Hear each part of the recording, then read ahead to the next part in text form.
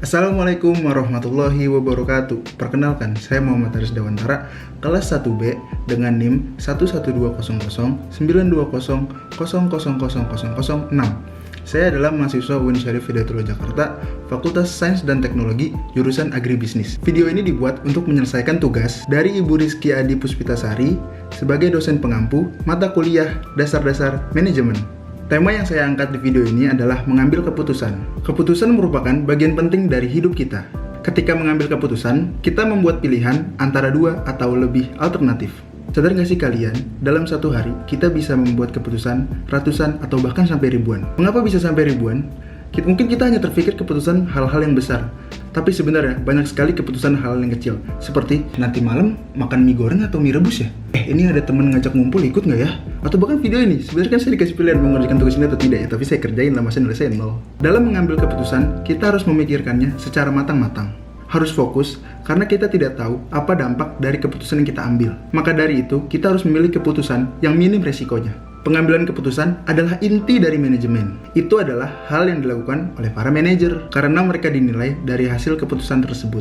Manajer pada semua tingkatan dan semua organisasi pasti akan memilih keputusan. Manajer sendiri memiliki arti seseorang yang melakukan koordinasi dan pengawasan terhadap pekerjaan orang lain demi mencapai sasaran-sasaran organisasi. Artinya, semua manajer itu membuat keputusan. Seperti contoh, manajer atas mengambil keputusan untuk kepentingan organisasinya, seperti di mana menentukan lokasi manufaktur atau fasilitas, atau pasar baru mana nih yang ingin dimasuki. Manajer tingkat menengah dan tingkat bawah mengambil keputusan mengenai jadwal produksi, masalah kualitas produksi, kenaikan gaji, dan disiplin karyawan. Mengambil keputusan bukanlah satu-satunya hal yang dilakukan oleh manajer.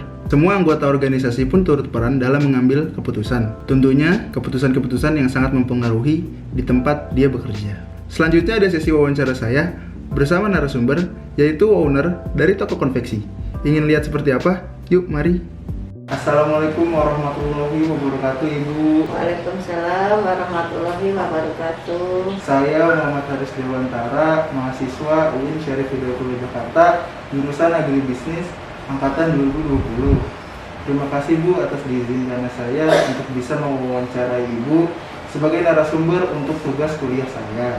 Boleh diperkenalkan Bu, Ibu namanya siapa, kegiatan sehari-harinya apa? Saya namanya Ibu Soeharti. Sehari-harinya saya ibu rumah tangga, mengurus anak dan suami sambil wira swasta. Baik Bu, kalau boleh tahu wira swasta apa yang Ibu sedang jalankan dan produk apa yang diproduksi dari tempat usaha tersebut? Saya usahanya itu di bidang konveksi. Jadi sehari-harinya saya melayanin seragam-seragam sekolah, kantor, pabrik sesuai dengan yang memesan. Kalau boleh tahu nama toko konveksi Ibu apa ya? Insan Mutiara.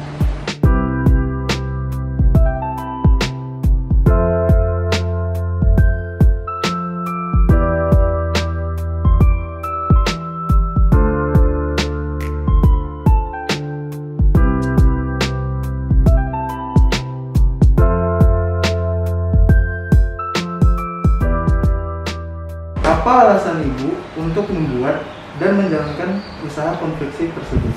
Untuk membantu suami supaya kebutuhan sehari-harinya bisa mencukupi. Untuk usaha tersebut sudah berjalan berapa lama ya Bu? Dan progres jumlah karyawannya seperti apa? Usahanya udah selama 17 tahun.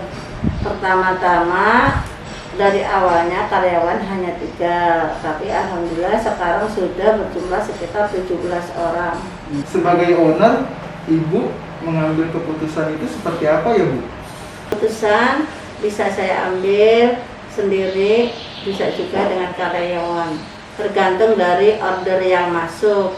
Kalau perlu bantuan karyawan, berarti saya diskusikan dengan karyawan. Kalau diputuskan sendiri bisa, ya diputuskan sendiri. Apa dampak dari keputusan-keputusan yang Ibu ambil?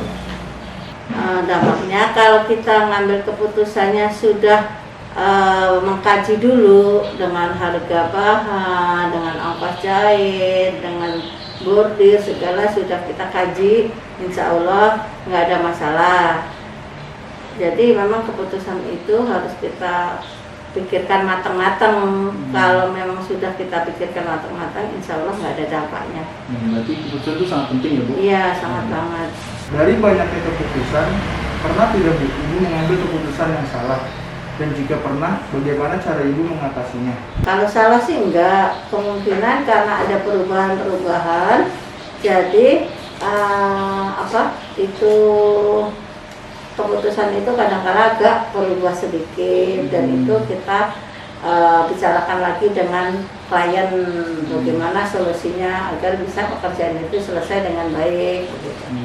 Terakhir Bu, apa pesan-pesan Ibu untuk kami generasi muda dan generasi milenial yang mungkin ketika besar nanti ingin mempunyai usaha seperti usaha yang Ibu jalankan pada saat ini? Saya punya pesan nih, anak-anak generasi muda itu harus lebih aktif, rajin belajar, terus tekun. Apalagi sekarang zamannya media sosial kan sudah mudah diakses, seperti usaha online, semua itu bisa dijalankan sambil kuliah. Jadi tidak membebankan orang tua, makin kesananya makin sukses semuanya dalam belajar. Terus ya semua sukses dunia akhirat. Sekian Ibu, terima kasih atas waktunya telah menjadi narasumber untuk tugas kuliah saya. Mohon maaf Bu apabila ada kesalahan. Wassalamualaikum warahmatullahi wabarakatuh. Itulah sesi wawancara saya bersama Ibu Soeharti, owner dari toko konveksi Insan Mutiara yang telah bergerak selama 17 tahun. Sebagai generasi penerus, menurut saya kita tidak perlu untuk memanage organisasi, tapi kita harus memanage diri kita sendiri dulu. Belajar membuat keputusan yang baik, jangan pernah takut salah, karena kita masih muda, wajar berbuat salah, tapi dari kesalahan tersebut kita harus belajar untuk kedepannya menjadi lebih baik. Seperti quote dari Mark Twain, good decision comes from experience, experience comes from making bad decision. Sekian video dari saya, semoga bermanfaat. Saya Muhammad Dewantara, pamit undur diri. Wassalamualaikum warahmatullahi wabarakatuh.